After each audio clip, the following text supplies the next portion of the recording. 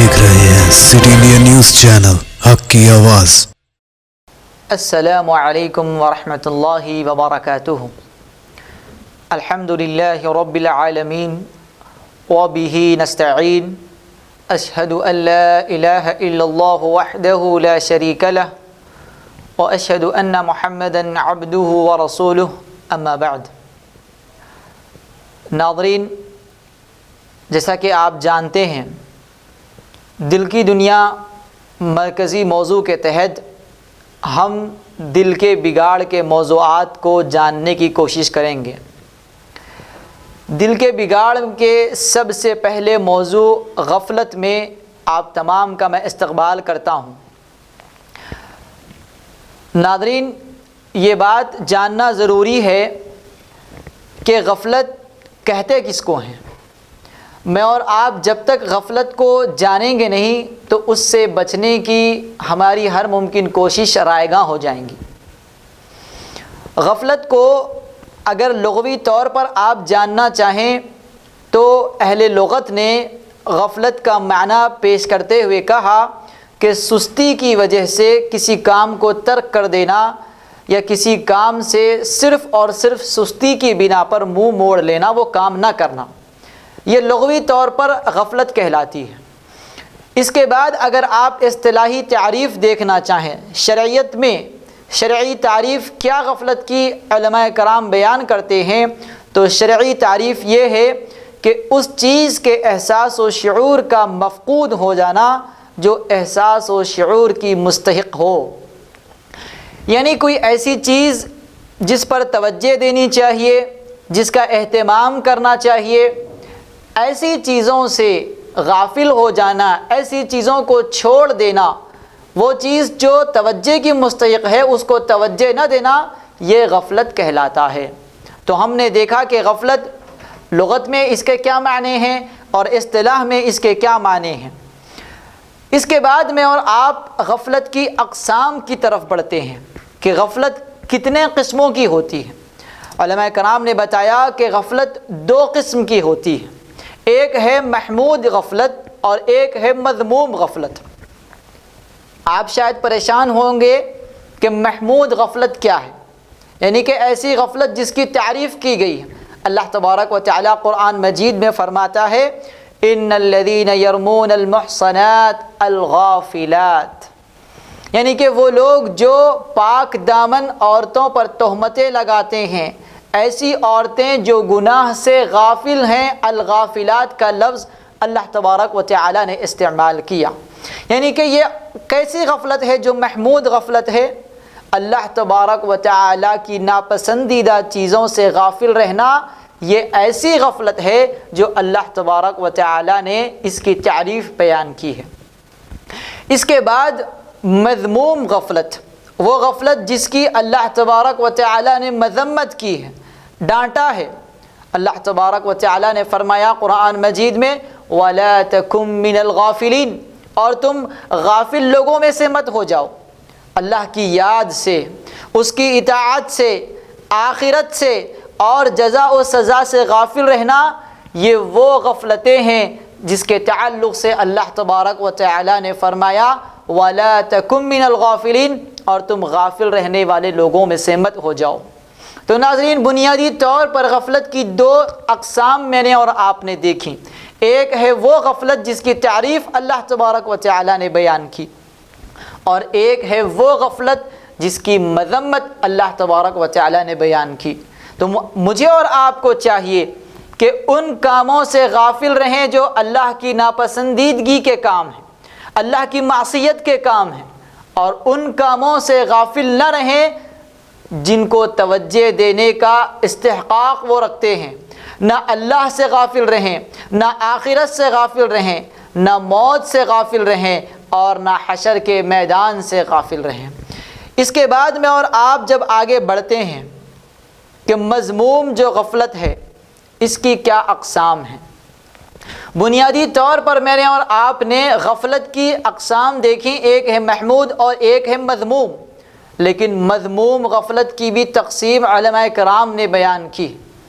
آپ دیکھتے ہیں کہ آدمی الگ الگ قسم سے غافل رہتا ہے، علماء کرام نے اس کو تقسیم کرتے ہوئے بتایا کہ آدمی تینوں اقسام میں غافل رہتا ہے۔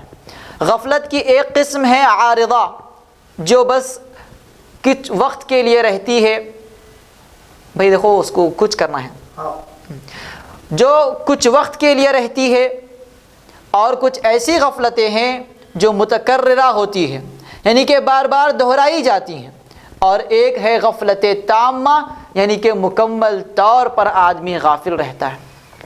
غفلت عارضہ کے تعلق سے اللہ تبارک و تعالی نے فرمایا ان الذین اتقوا اذا مسهم طائف من الشیطان تذکروا فاذا هم مبصرون، بے شک وہ لوگ جو اللہ تبارک و تعالی کا تقوی اختیار کرتے ہیں، جب شیطان ان کو چھو جاتا ہے، ان کو غافل کر جاتا ہے، تذکروا فاذا هم مبصرون، تو یہ پھر اللہ تبارک و تعالی کو دوبارہ سے یاد کر لیتے ہیں اور بصیرت والے ہو جاتے ہیں۔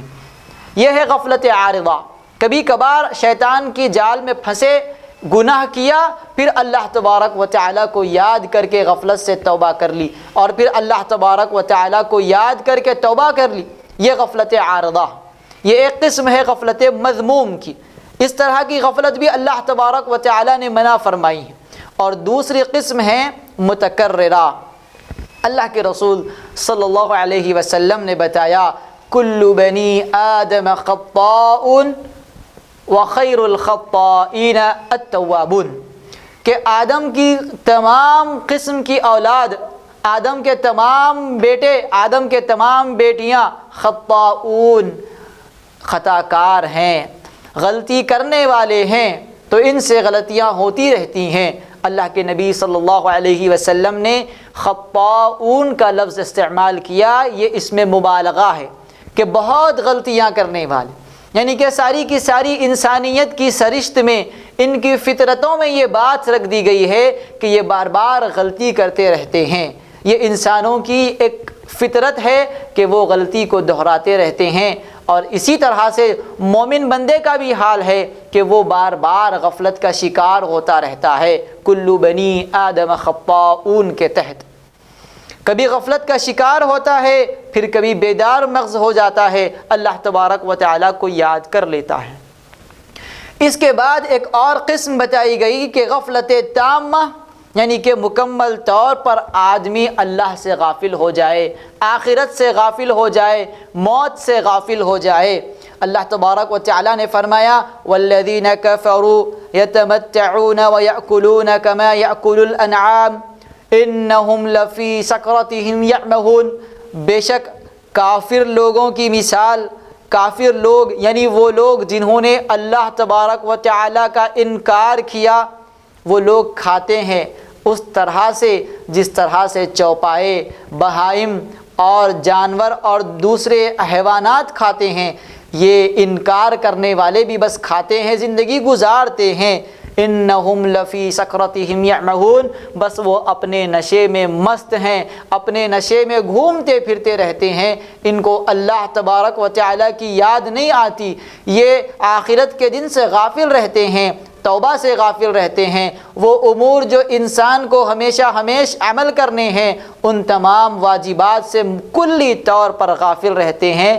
یہ منکرین ہیں، یہ کافرین ہیں، انکار کرنے والے ہیں۔ اللہ تبارک و تعالی ہم تمام کو اس غفلت تامہ سے بچائے۔ اگر آپ غور کر کے دیکھیں تو ابھی فی الوقت مسلم معاشرے کی اکثریت غفلت متکررہ سے آگے بڑھ کر غفلت تامہ کی طرف چل پڑی ہے۔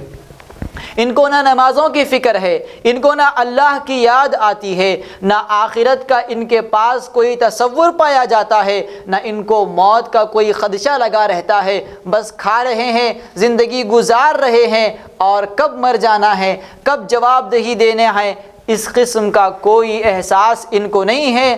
یہ غفلت متکررہ سے آگے بڑھ کر غفلت تامہ کا راستہ ہے۔ اللہ تبارک و تعالی ہم تمام کو اس غفلت تامہ کے شکار ہونے سے محفوظ فرمائے۔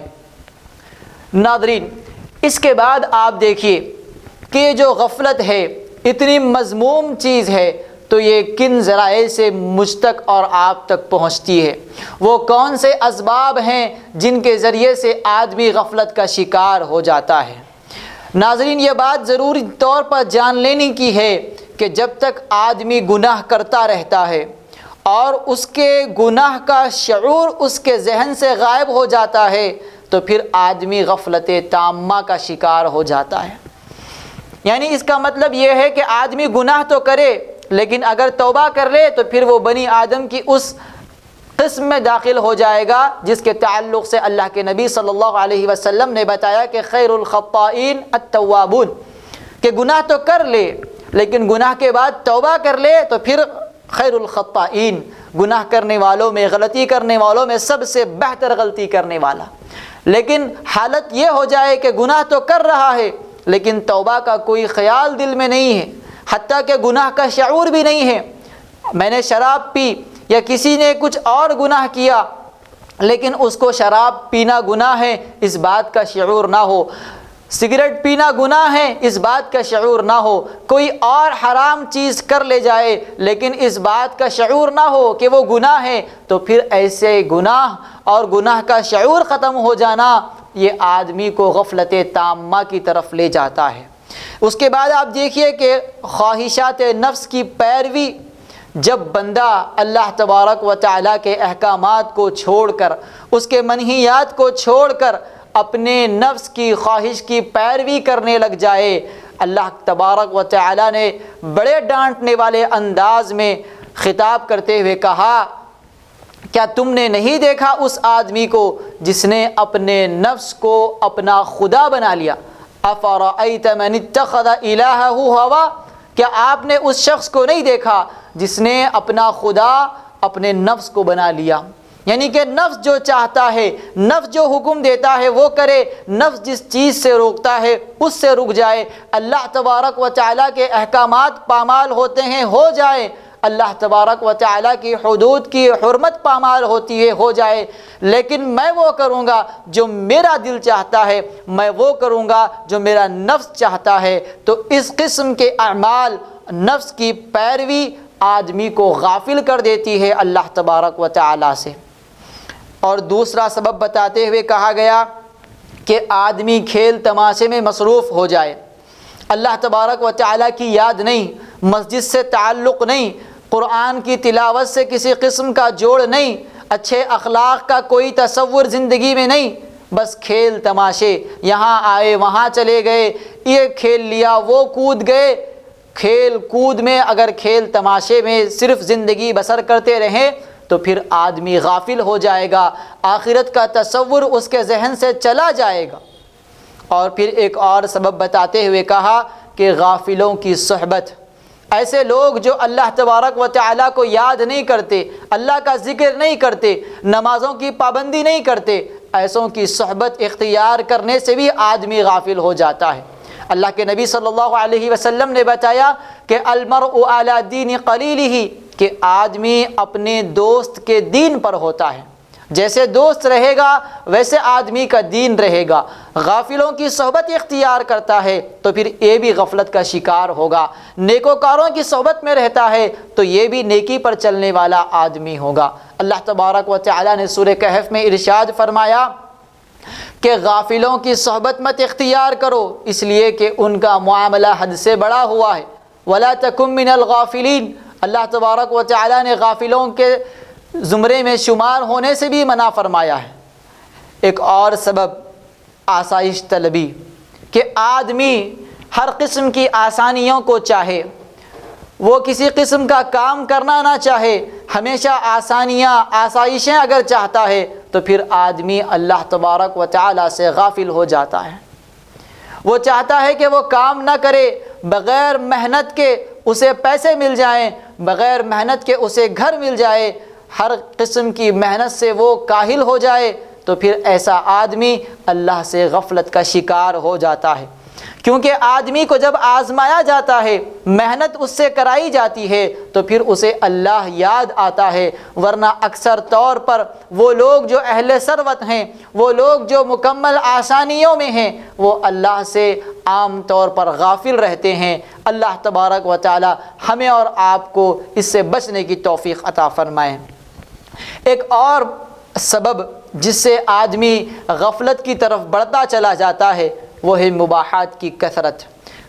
کھانا کھانا مباح ہے، جائز ہے، اچھے لباس زیب تن کرنا مباح ہے، جائز ہے، سیر و سیاحت تفریح مباح ہے، جائز ہے، لیکن کہیں ایسا نہ ہو کہ آپ کی توجہ مکمل کھانے پینے پر ہو جائے، مکمل طور پر آپ سیر و سیاحت کے شیدائی ہو جائیں، مکمل طور پر آپ کی توجہ صرف اچھے لباس خریدنے اور اسے پہن کر اپنے آپ میں خوش ہونے کی طرف اگر آپ کی توجہ ہو جائے گی، مباحات میں جائز امور میں آپ زیادہ توجہ دینے لگیں گے، تو پھر اللہ کی یاد سے، اللہ کے اوامر اور نواہی سے آپ غفلت کا شکار ہو جائیں گے۔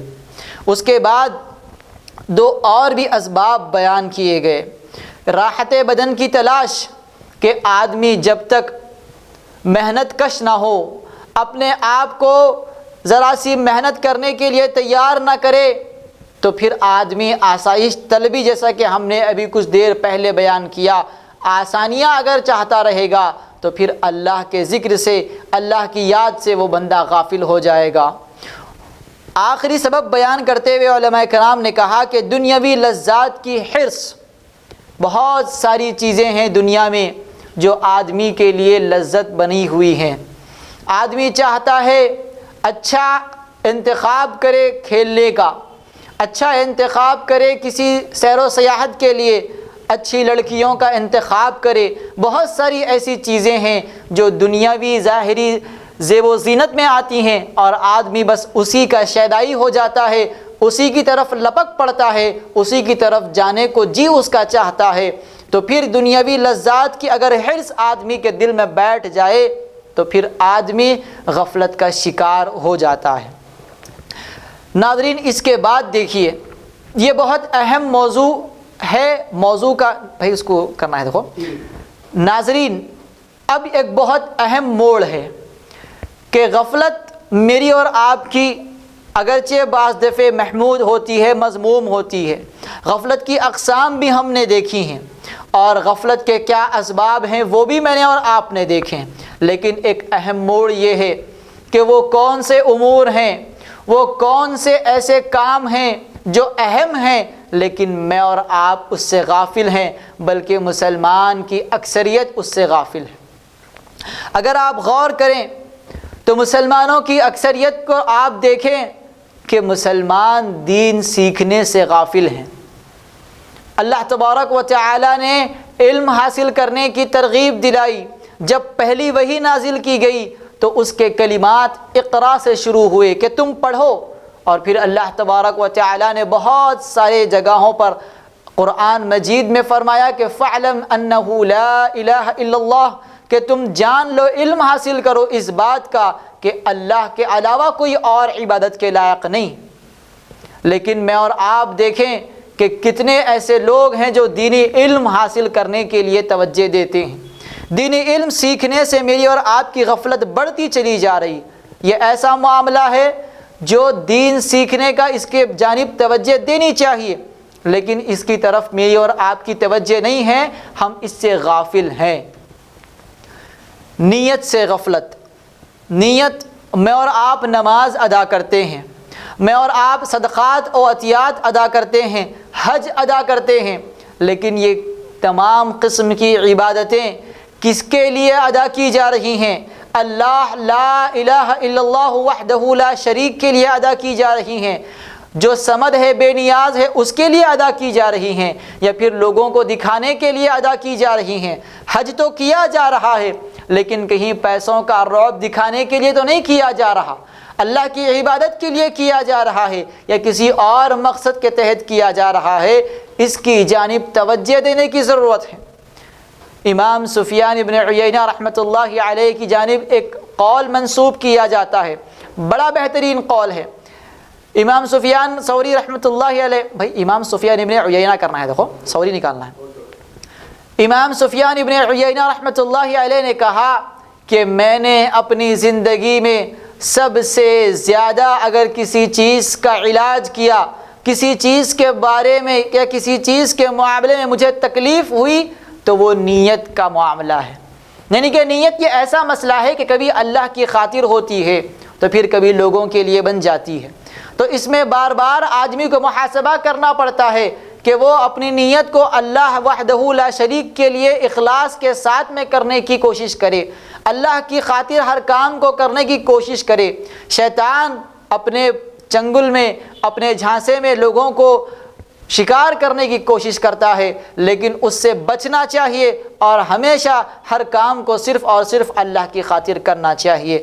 یہ ایسا کام ہے، نیت سے غفلت میرے اور آپ کی ہمیشہ رہتی ہے کہ ہم کام تو کرتے ہیں لیکن اللہ کی خاطر کیا جا رہا ہے یا کس کی خاطر کیا جا رہا ہے، مجھے اور آپ کو اس بات سے کوئی تعلق نہیں ہوتا، بس کام کیے جاتے ہیں۔ ایک تیسرا معاملہ یا تیسری ایسی بات جس سے میں اور آپ بہت زیادہ غافل ہیں وہ ہے قرآن۔ قرآن سے غفلت مسلمانوں کی اتنی ہے، نہ تو پڑھتے ہیں، نہ تلاوت کی جاتی ہے، نہ اس کو سننے کا اہتمام کیا جاتا ہے، اس کو سن کر سمجھنا تو دور کی بات ہے، اس کو تو جزدان میں لپیٹ کر طاقوں کی زینت بنا دیا جاتا ہے۔ اللہ کے رسول صلی اللہ علیہ وسلم روز قیامت اللہ کے پاس مقدمہ درج کریں گے، وقال الرسول یا ربی ان قوم اتخذوا هذا القرآن مہجورا۔ اللہ کے رسول جو رحمت للعالمین ہیں لیکن قرآن سے اگر غافل رہیں گے تو پھر آپ کے اور میرے خلاف مقدمہ درج کر دیا جائے گا قیامت کے روز۔ اللہ کے رسول کہیں گے کہ وقال الرسول یا ربی، اے رب، اے میرے پروردگار، ان قوم اتخذوا هذا القرآن مہجورا، کہ میری قوم نے اس قرآن کو اپنے پیچھے رکھ دیا تھا، نہ اس کو پڑھنے کی توفیق ہوتی تھی، نہ اس کو سمجھنے کی کوشش کرتے تھے۔ اتنی بڑی وعید، اتنا بڑا معاملہ قیامت کے دن ہونے والا ہے، لیکن آپ دیکھیں کہ بہت سارے مسلمان ہیں جن کو قرآن دیکھ کر کے پڑھنے کو تک نہیں آتا۔ قرآن چونکہ عربی زبان میں ہے، اس کو سمجھنا بہت دور کی بات ہے، قرآن کو ناظرہ دیکھ کر کے پڑھنے بھی کئی مسلمانوں کو نہیں آتا۔ قرآن سے کلی طور پر غفلت ہے۔ اگر میں کہوں، ذمہ داری کے ساتھ کہوں تو یہ کہ قرآن کے معاملے میں غفلت تامہ کے شکار ہو چکے ہیں مسلمان۔ اللہ تبارک و تعالی ہم تمام کو توفیق عطا فرمائے۔ ایک اور ایسا امر ہے، ایک اور ایسا معاملہ ہے جس میں انسان بلکہ خاص طور سے مسلمان بہت زیادہ غفلت برتتے ہیں۔ اعمال کی ترتیب سے غفلت، ترجیحات جو ہوتی ہیں کہ کون سا کام پہلے کیا جائے اور کون سا کام کو مؤخر کیا جائے، دعوت دین میں بھی اس سے غفلت برتی جاتی ہے کہ آپ دیکھیے کہ ہندوستان کی موجودہ صورتحال کیا ہے، اس میں کون سے کام کو مقدم کیا جانا چاہیے اور کس کو مؤخر کیا جانا چاہیے۔ مسلمانوں کی ساری قوت مسلکی کشیدگی اور مسلکی اختلافات میں پڑی ہوئی ہے۔ دعوت دین، غیر مسلموں تک دین کی صحیح تصویر پیش کرنا، اس سے مسلمان غافل نظر آتے ہیں۔ اعمال کی ترتیب ہے کہ ابھی فی الوقت موجودہ صورتحال میں کس کام کو پہلے کرنا ہے اور کس کام کو بعد میں کرنا ہے، یا کس کام کی طرف زیادہ توجہ دینی ہے اور کس کام پر کم توجہ دینی ہے، اس کی ترتیب سے مسلمان غافل نظر آتے ہیں۔ اب ان اعمال کی ترتیب سے اگر انسان غافل ہو جائے، وہ کام جو پہلے کرنا تھا اس کو بعد میں کر دے، تو پھر آدمی کا سارا کام خسران اور خسارے کے بغیر کچھ اور نہیں ہوگا۔ ناظرین، جہاں میں نے اور آپ نے بہت سارے اسباب دیکھیں، بہت ساری وجوہات دیکھی اور بہت سارے ایسے معاملے دیکھے جس سے انسان غافل ہے، بطور خاص مسلمان طبقہ غافل ہے، تو اب اس کا علاج کیسے کیا جائے؟ ہاں، یہ بات واضح ہے کہ انسان سے غلطی ہوتی رہتی ہے، انسان غفلت کا شکار ہوتا رہتا ہے، لیکن خیر الخطائین کے زمرے میں کیسے شامل ہوا جائے، کہ کیسے اس سے توبہ کر لی جائے، اور وہ کیا امور ہیں جن کو اپنانے سے آدمی غفلت کا شکار ہونے سے بچ جاتا ہے۔ آپ دیکھیں، سب سے پہلا علاج آدمی دعا کرے۔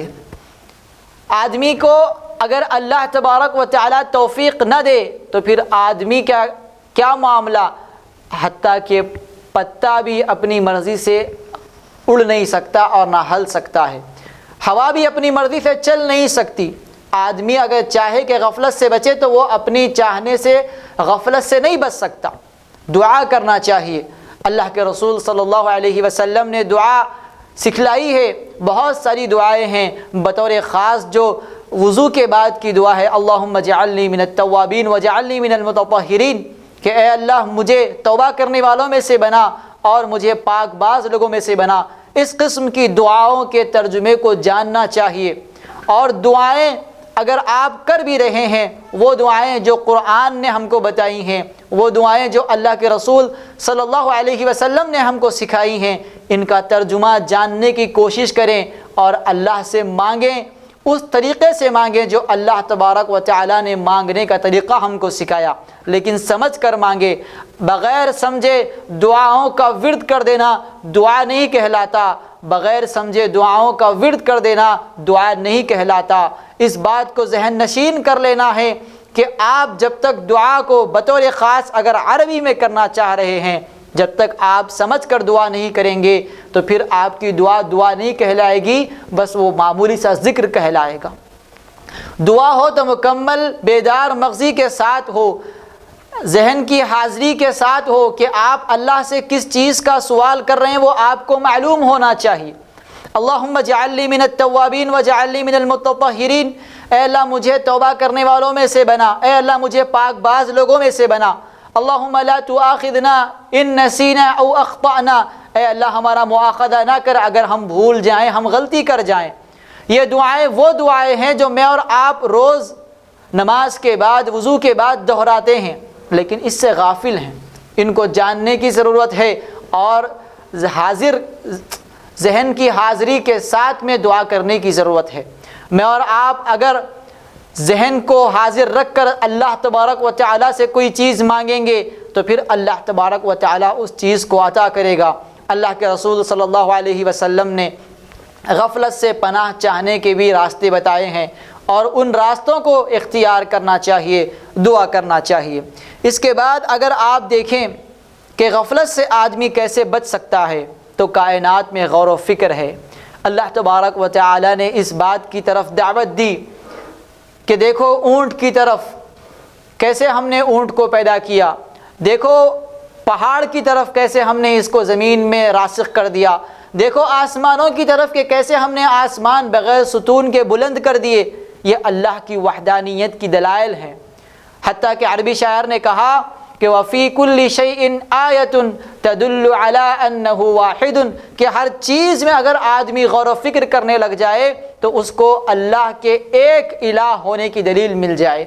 کائنات میں میں اور آپ اگر غور کریں گے تو پھر ہم کو اللہ کی یاد آئے گی، اللہ کا مواخذے کرنے کا اللہ کی یاد آئے گی، اور اللہ تبارک و تعالیٰ کے مواخذے کا ڈر پیدا ہوگا۔ لیکن کائنات کو بس ایسے ہی دیکھ لیا جائے بغیر کسی غور و فکر کے، بغیر کسی تدبر کے، تو پھر آپ کا یہاں سے گزر کر چلے جانا بے فائدہ ہوگا، کسی قسم کی کوئی نشانی آپ کو فائدہ نہیں پہنچائے گی اگر آپ غور و فکر نہ کریں۔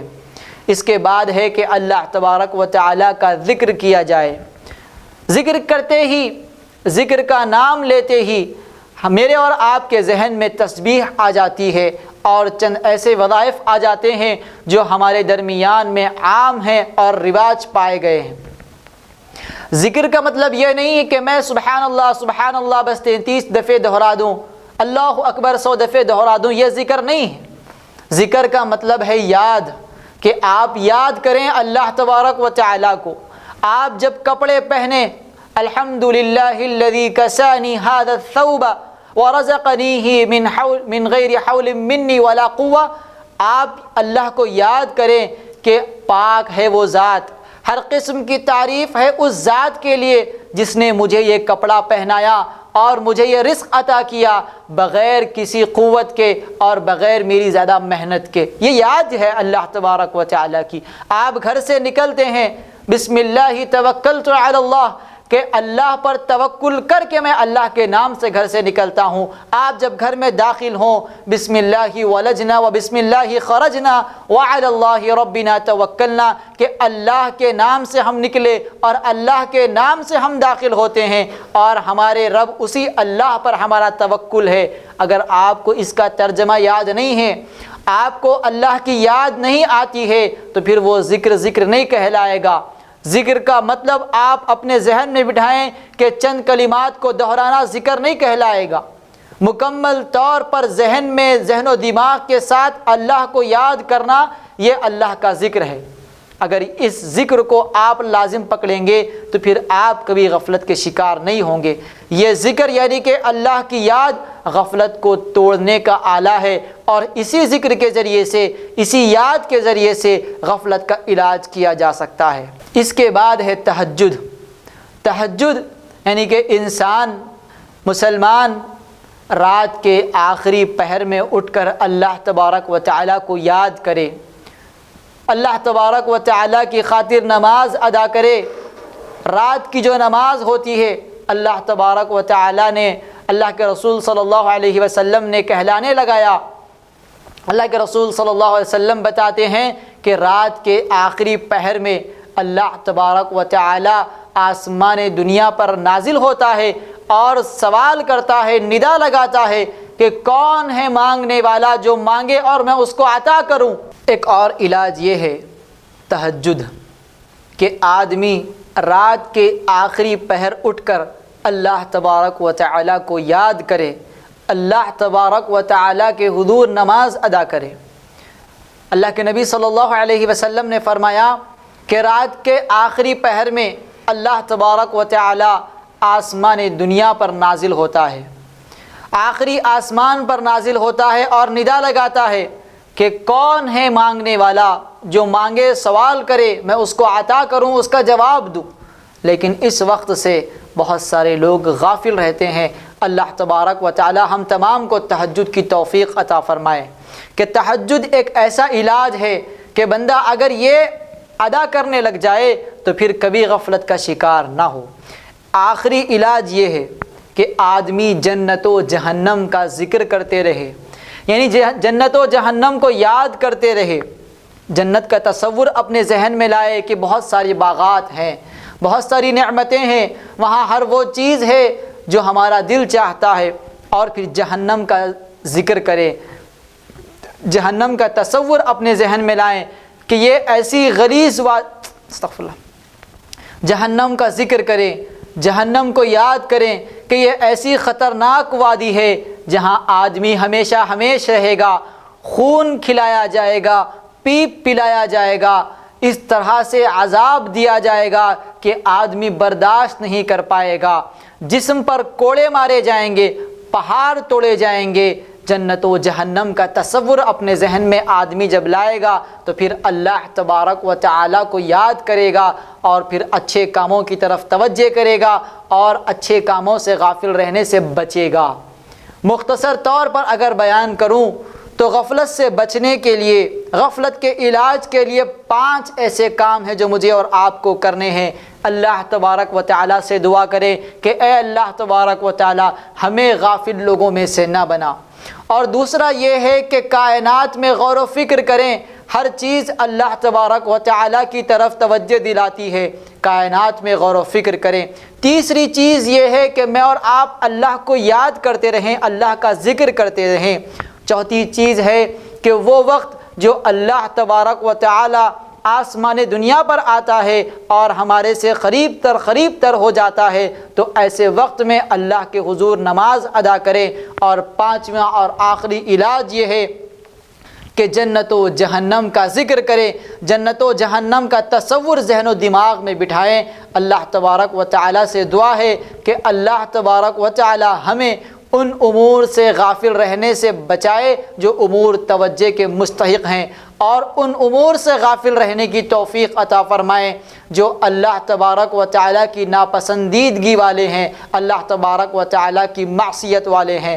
اللہ تبارک و تعالیٰ ہم تمام کو غفلت سے بچنے کی توفیق عطا فرمائے اور حاضر ذہن بنائے، اللہ تبارک و تعالیٰ کی عبادت میں اخلاص سے عبادت بجا لانے کی توفیق عطا فرمائے، آمین۔ وآخر دعوانا ان الحمد للہ رب العالمین، والسلام علیکم ورحمۃ اللہ وبرکاتہ۔